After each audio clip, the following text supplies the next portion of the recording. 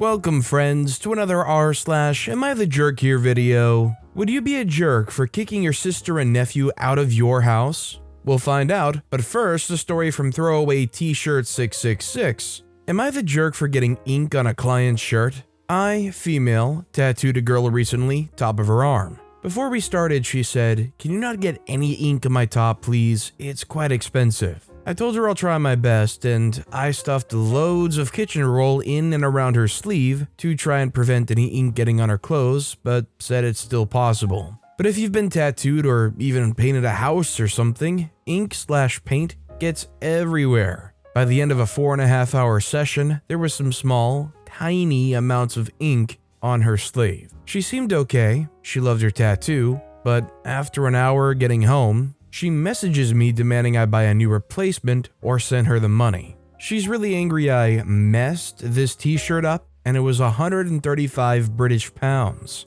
I said, "I'm sorry, I can't do that. You chose to wear that t-shirt. It's like jumping into the sea and complaining you're wet." And maybe I shouldn't have said that because she blew up.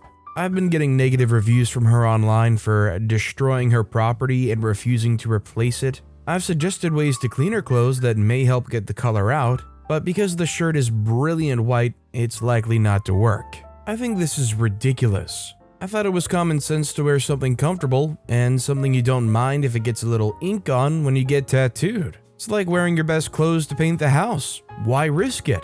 Am I the jerk? Is this a scam? It feels like a scam. If I am the jerk, I'll figure it out, but if you all agree with me, I may even send her this because I'm so upset that she's trying to give me a terrible name and she's not listening to me. I'm gonna say OP is definitely not the jerk. I'd say in any situation related to this story, the fault is always going to be on the person receiving the tattoo, whether they willfully wore that brilliant white shirt while knowing the risks, or they were woefully ignorant upon getting there, finding out that there might be a chance of getting the ink on their shirt, only after getting maybe right up to the tattoo gun being pulled out. Ultimately, the responsibility falls on the person who's wearing the shirt, paying for the services of a tattoo artist to inject the said ink into their arm. Would you guys agree that if you're getting a tattoo and the tattoo artist gets some ink on the clothes you're wearing, that it's your fault for wearing those clothes and not the tattoo artists for getting the ink on those clothes? Let me know what you guys think in the comments down below. Our next story is from Snoo59091. Am I the jerk for telling my cousin that my sons aren't dolls for her to dress up? Okay, here's the situation at hand. I, 23-year-old female, am a single mother to mixed-race twin boys, 3 years old. My boys are the only light-skinned members of my family thanks to their father being white. Aside from my mother, who's light-skinned enough that most people think she's white. Yesterday, my family was at my cousin's, 35-year-old female's house for a cookout. My cousin has 2 daughters, 13-year-old female and 10-year-old female, along with a stepson, 10-year-old male. For years, my cousin had this weird obsession with mixed boys being handsome and dressing up nice. When we arrived, my sons were wearing a t-shirt and shorts since it was over 80 degrees that day. It was hot to say the least. Anyways, around 3 p.m., my cousin asked me to run and grab some beer and a few things she forgot. I did it and was gone maybe 20 minutes max. I come back, and my sons and step-nephew are in suits in the direct sunlight sweating like crazy. These kids look like they might pass out from the heat. I asked my nephew what happened, and he told me my cousin made them get changed into suits to look better. I was pissed and confronted my cousin about it, telling her that she was out of her mind and my kids were about to pass out. She replied with, "I wanted them to look nice for the cookout." I pointed out that her daughters weren't wearing fancy dresses. Her excuse is the boys look so cute, like dolls. I shouted at her and told her that my boys weren't dolls. My grandmother, 85-year-old female, and my mother, 53-year-old female, took my side and called my cousin nuts. My mother and I left with my kids soon after, as I would have lost it more if I stayed. Now, my cousin and her parents are calling me the jerk for yelling at her. I know I'm not in the wrong, but my family is being massively guilt-tripping. I think OP is definitely not the jerk here. First of all, considering it's your 3-year-old boys, this cousin had no right to play dress-up with them at all. Like as in they should have next to no say at all in what they're wearing at any given time? I don't think it really matters who it is if they're not the parents of those 3-year-old kids. then I think the actual parents, or those who are looking after those kids,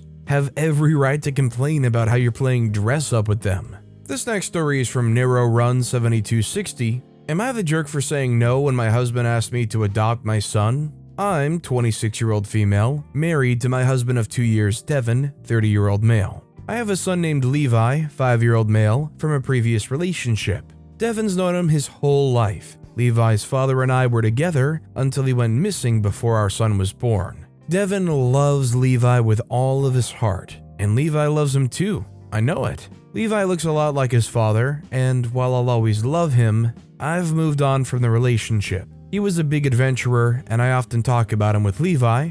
I show him photos, and he visits his dad's family pretty frequently. He knows he's daddy, while Devin is papa, or Devin, depending on his mood. Either way, he's his father figure. We do receive money from my ex's side. His father takes care of some of Levi's expenses. But that's not the issue here. 3 days ago, Devin asked me about adopting Levi. He wants to give him his surname and become his legal parent. I said no. He was devastated by this, but I don't think I'm ready or that it's even fair. We can legally do it, but I don't wanna. I said he could hyphenate Levi's last name with his, but he wants to fully adopt him. He said my ex's parents can still be a part of his life. He doesn't have any problem, but I said he could ask when Levi was older, and that if he says yes, then I'm okay with it. But in the meantime, my answer is no. He's been distant ever since, and now I might be wondering if I was the jerk for crushing his hopes. I called my sister to ask her opinion, and she said I was because this is the only father Levi's known all of his life,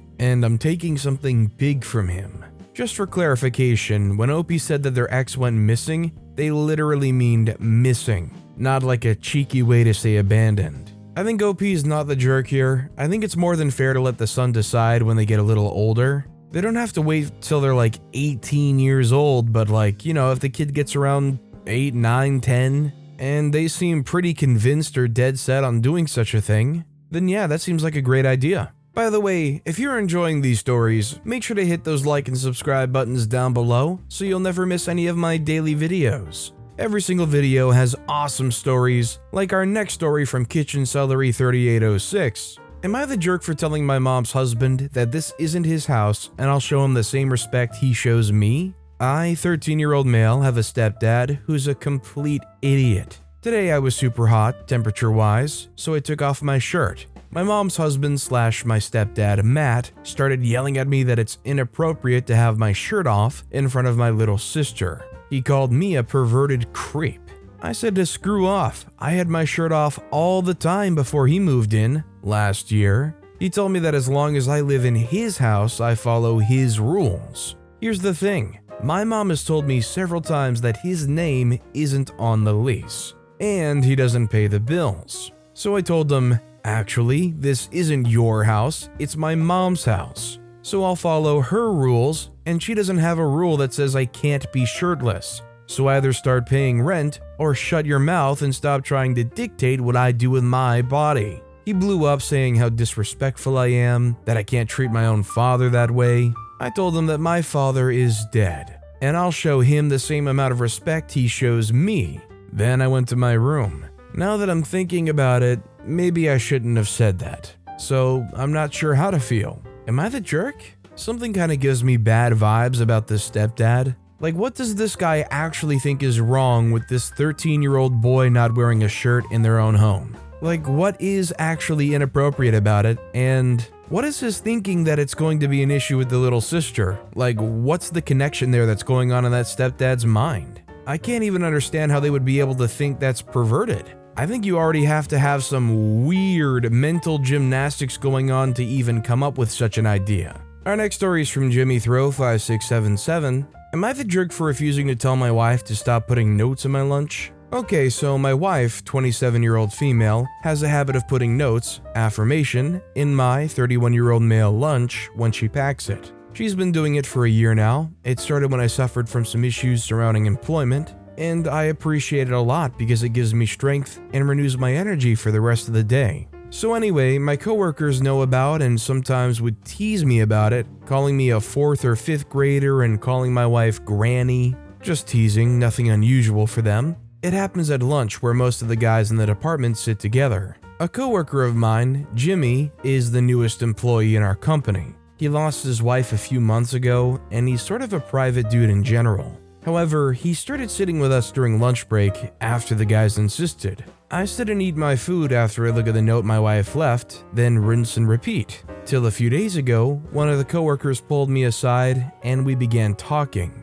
Then the note thing was brought up. He told me that Jimmy's been enjoying sitting with us during lunch break, but couldn't help but feel uncomfortable with the notes I keep pulling out of my package every day. He then went on to tell me that the dude lost his wife, and seeing me getting notes from mine hit a nerve because it reminded him of his late wife. I felt puzzled. I asked, okay, what am I supposed to do about it? He told me to consider telling my wife to stop putting those notes in there and maybe find some other way to do it instead of bringing them to work and having Jimmy look at them.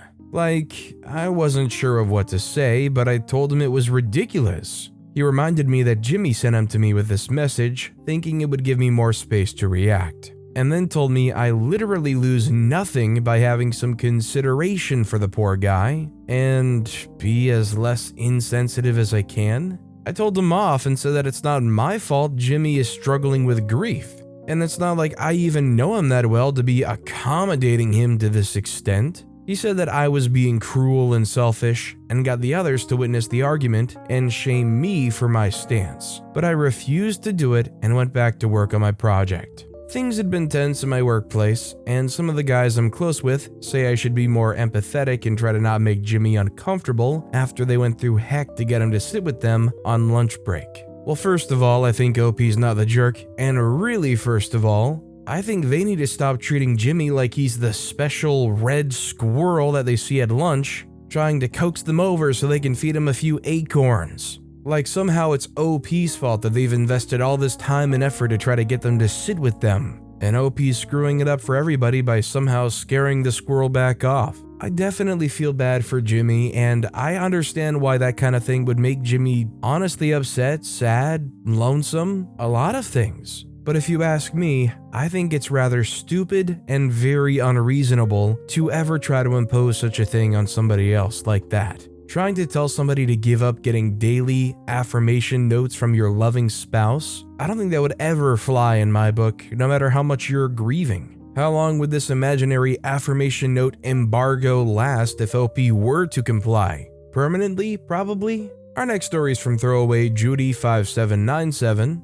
Am I the jerk for refusing to let my brother-in-law spend the night in my room during a family vacation? I, female 21, went with my family on a vacation to a beach resort. It was me, my dad, mom, my sister 31, her husband, brother-in-law 37, and their 2 kids. My parents booked 2 rooms, and I got one for myself, meaning that I paid for it. They didn't force me, but I still paid. Anyways, I noticed that my sister and brother-in-law were acting strange before we got to the resort. At the hotel, an argument ensued between them, and my sister ended up kicking him out of the hotel room and stayed there with the kids. Brother-in-law then knocked on my door at 1 a.m. asking if he could stay with me for the night because my crazy sister unfairly yelled at him and kicked him out. I tried to pressure him to tell me, but he stalled. I said I didn't feel comfortable having him sleep in my room, but he snapped and told me that he was like a brother to me and I was being paranoid.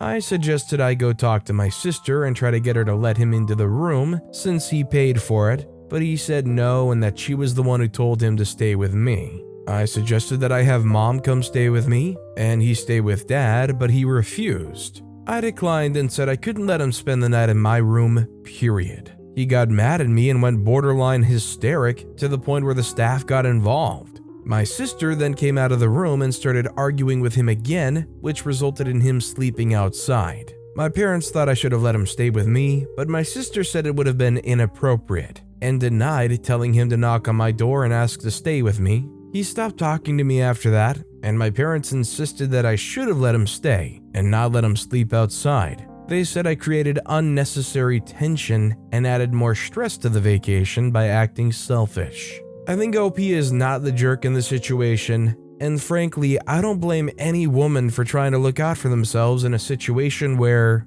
it is your brother-in-law, but you don't really know them. and Lord knows you just don't want to be in a bedroom with them all night. Better safe than sorry, and I think OP made some very reasonable potential compromises. There should have been no reason why the brother-in-law would have any problem staying with the dad. And, not to mention, OP paid for their own room. Our next story is from Heavy Lift. Am I the jerk for making my sister and nephew move out? I, 45-year-old female, have been a foster mom for 9 years now. The same boy, now aged 16, has been in my care for these 7 years. I've tried adopting him, but the situation with his birth mom is complicated, and it fell through. I consider him my son though, in every way that matters. I also fostered other children, but for shorter periods of time. My son and I live in a 2-bedroom apartment. We each have a room, and there's a spare room like a guest bedroom. During COVID, my sister, 37-year-old female, and her son, 17-year-old male, moved in with us.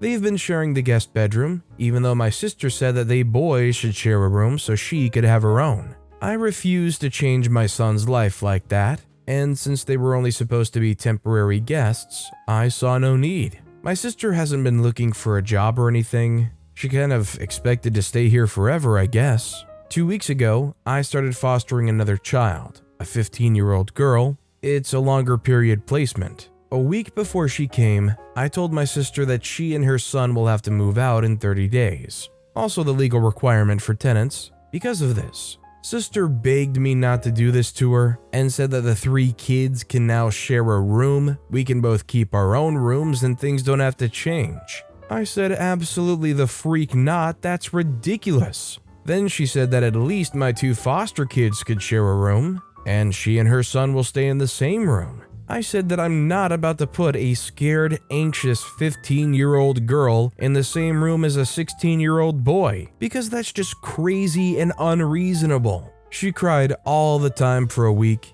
begged me not to take this girl in. When the girl came, she, my 15-year-old foster kid, took my room, and I've been staying on the couch and will for another week until my sister and nephew move out. Yesterday I came home from work and found my son upset and foster daughter crying. I asked them what happened, and they said that my sister told them they're just foster people, and she and my nephew are family, so they, the sister and nephew, will stay, while they, the foster kids, will have to leave. I lost it. I told my sister to have her crap packed in a week, because if she doesn't disappear on day 30, I'm calling the cops and having her dragged out. She's been begging me all day to let her and the son stay for a little while longer and just make the stepkids share a room for a while, because otherwise, she'll be homeless. As much as it sucks to kick them out onto the street, I think they showed their true colors here, and OP's not the jerk for kicking them out. Frankly, I think it's the right thing to do, and nobody needs that toxicity around. These kids surely do not need that toxicity, and even people who you would classify as having an average everyday life would not need that kind of toxicity around. Our next story is from ThrowRA75965. Am I the jerk for still going to my dental appointment after my husband tried to get me to reschedule? So I, female, 35, was having a terrible toothache. I'd taken medication to ease the pain, but it was bad. Like, you need to go to the dentist level of bad. I scheduled an appointment and was told to come yesterday. My husband's, male 37, best friend Terry, male 33, got into an accident and injured his knee. He's been staying with us for several weeks. My husband looks after him as he sees him living alone and in need of assistance. I welcomed him to our home, but found myself having to clean up after him and bring him his medication and also cook for him. And if I take a long time to get something done, he'd call my husband and basically tell on me, which makes my husband mad. He says it's temporary, and also since I'm home 24/7 and he's the working one, then I should help caring for his friend. It's become quite overwhelming because now I can't leave the house if my husband isn't there with his friend. Like I stated previously about the dental appointment, I told my husband the night before, and he pitched a hissy fit saying I can't leave Terry home alone. I suggested he take time off work and stay with him, but he said it wouldn't work on such short notice. He suggested that I reschedule, but I said no, even showed him how bad the swelling was. Yet he told me to hold on for another day. He went to work early, and I decided I was still going to go. Terry was in the living room, he sleeps on a large mattress in the living room, and saw me making my way out as Mom was waiting at the door. He asked where I was going, and I told him to the dental appointment. He had an attitude and raised his voice at me, telling me to go back upstairs and cancel. Mom stepped in and started arguing with him, asking who he thinks he is. He went on about how he was unable to move and then threatened to call my husband if I stepped a foot out the door. I took my mom and left. He ended up calling my husband, who tried to call me over and over for 2 hours till I turned my phone off. Instead of returning home, I went to stay with my mom because I was in tremendous pain, and my husband started yelling at me, calling me stubborn for still going after he told me to reschedule and irresponsible for leaving his injured friend home alone. Mom told him off, which escalated the argument between us. He's now currently staying at home along with his friend while constantly pressuring me to stop hiding behind Mom and come deal with the results of having him leave his job for hours after I blindsided him and went against his wishes. I think OP's definitely not the jerk here. It's funny how the husband said that there is no way that they're going to be able to take time off short notice like that, and yet as soon as OP steps out and goes to that dental appointment, surprise, the husband can somehow leave their job for hours, and it's all OP's fault that they did so. I don't blame OP, and I don't think they're the jerk, because it seems like they felt basically trapped, and also like a glorified servant to this person. Our next story is from KK27KK. Am I the jerk for taking my child to her mom's home and leaving her there? I, male 40, have full custody of my daughter, female 12. Her mom has only once a month visitations. Recently, she's been acting up and insisting on living with her mom because she thinks I'm a bad dad. I knew she couldn't live with her mom because her mom is a terrible mom. I know it because I've seen the way she treats her other kids, which is why I tried so hard to get full custody. Also, my daughter's used to her very privileged life, which her mom can't give her. A few days ago, we got into an argument, and again, she said she hated me and wanted to live with her mom. I got angry, I made her pack a bag, took her to her mom's home, left her there, and told her she's gonna live there just as she wanted. One day later, I got a message from her asking me to take her home. I ignored all her messages and calls for 4 days until I figured she'd learned her lesson. I answered her call, and she was crying and asking me to take her home, which I did. She's been staying in her room ever since. My family thinks I'm a huge jerk and should have just brought her home the first time she called, but I thought it was necessary. Am I the jerk? I think OP is the jerk here. You gotta remember, the kid is 12 years old. They're not going to be making the best judgment calls. You go and you leave them at this place, and you don't even check in on them to see if they feel safe. They don't understand the scope of the situation, so your action is just to dump them in that bad situation and let them just live in it. If they have no idea that boiling water is bad, but they keep talking about how bad they want to touch it, is your answer to that problem to let them stick their hand in there and let them try to figure it out for themselves? I don't think that crazy analogy is too far different from this situation. Our next story is from SecureAd5583. Am I the jerk for kicking out a guest for getting upset with my daughter? I, 40s, had a longtime friend, 40s, Mary, stay at my house this past week for a visit. Mary lives in a city 3 hours away, and I live in the country on 20 acres. So she wanted to come on a vacation to catch up and unwind. Things went great for the most part, until she woke up early one morning. This is where the problem started. I have a 9-year-old daughter named Lori. Every morning since it got warm out, Lori started coming out on the porch as soon as she wakes up with a glass of tea and whatever book she's reading at that moment. She usually wakes up an hour before everyone else. Now, I don't mind this. She never leaves the porch, and I have a Ring camera, so we had a discussion on rules around it, and as long as she continues as she has, her dad and I don't mind.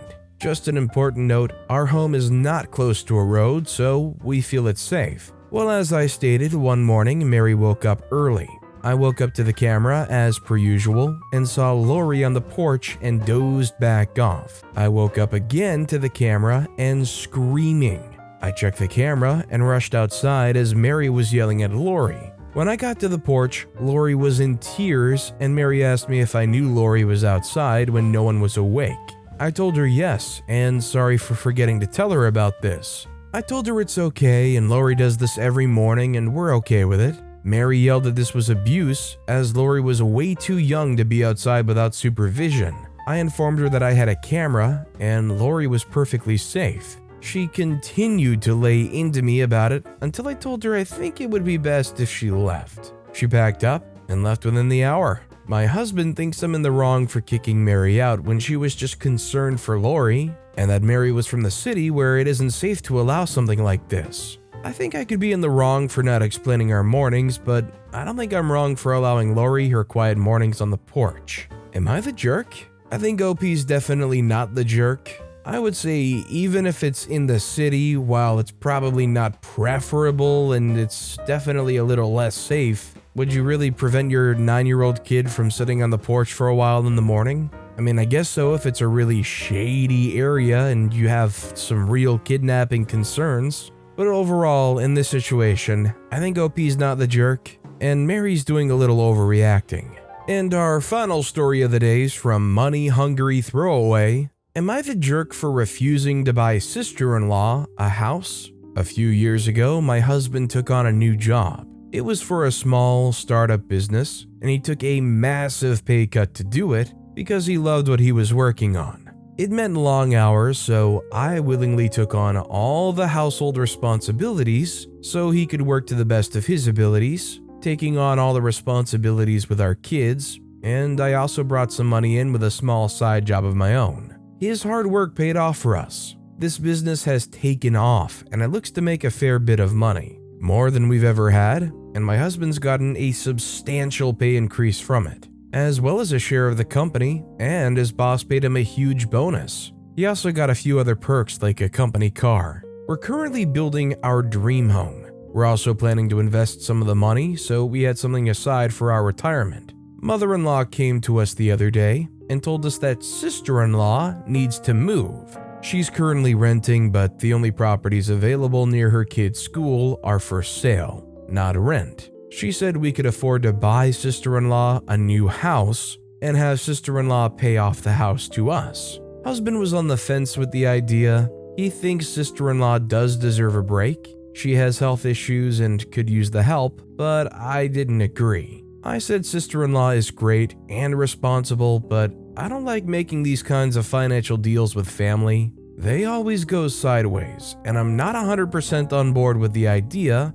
I mentioned before we do anything, I'd like to contact our accountant and lawyer, so we can see any issues that may arise from an arrangement like this. It will also mean that our investment idea won't be able to happen. Mother-in-law freaked out at me and told me that it's husband's money, not mine, and I'm just being a gold digger. I have no rights to any of it, and husband can spend it any way he wants. I have no say. She said my husband worked hard for this bonus, not me. Apparently, she always thought I was money hungry, and this money is allowing my true colors to show. Sister-in-law needs help, and he should help family. She told me I'm a greedy jerk that only cares about money. Once she left, she texted my husband that he needs to consider a divorce because I'll keep a tight leash on money that is rightfully his and won't let him spend it how he sees fit. She also said he needs to get a good family lawyer to take the kids away from me, or I'll use that as leverage to take more of his money. I also feel that I need to add that when I met my husband, he had a retail job, which he quit, and I supported him while he finished his education. I supported him when he had a crappy job when his boss paid him nothing. It's never been about money for me, but now we have it. I just want to be careful. Am I the jerk? I think OP's definitely not the jerk in the situation. I think it is more than admirable for the husband to go and be willing to put their money on the line like that to save their sister. But I 100% agree with OP that this is a huge and risky undertaking, dealing with money and family, and it also greatly impacts the decision that they made in the past as far as investment plans go. So I think it's more than a fair thing to have it be a discussion between the both of them, and the mother-in-law clearly has a clear bias here, so whatever they say should be taken with a major grain of salt, unless it's something that they perceive as a win for them. But with that being said, that's all the time we have for today. Now, if you want to see another Am I the Jerk Here story that was even more insane than the ones in this video, click on that left video. Or if you missed my latest video, click on the right. But with that said, I'll see you all next time for some more stories.